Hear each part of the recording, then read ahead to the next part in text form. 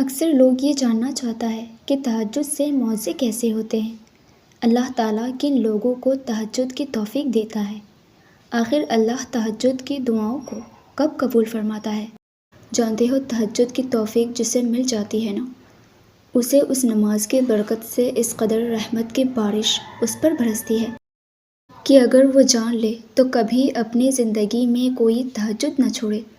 نبی کریم صلی اللہ علیہ وسلم نے فرمایا کہ جب تم رات کے اندھیرے میں اٹھ کر قیام کرتے ہو، اللہ کا خوب ذکر کرتے ہو اور اس سے رو کر دعائیں مانگتے ہو تو فرشتے تمہیں گھیر لیتے ہیں اور اللہ کی رحمت تمہیں ڈھانپ لیتی ہے اور تم پر سکینت نازل ہوتی ہے۔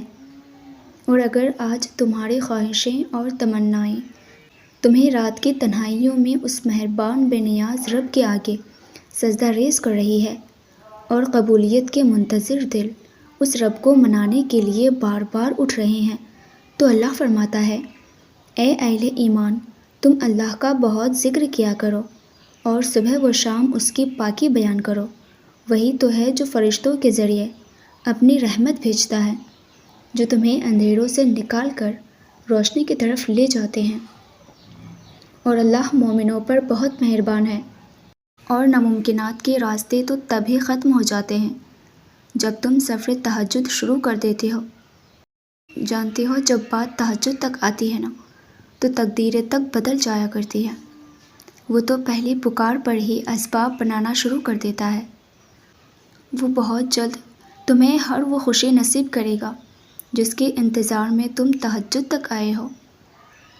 وہ پسند کرتا ہے تمہارے توکل کو، تمہارے صبر کو۔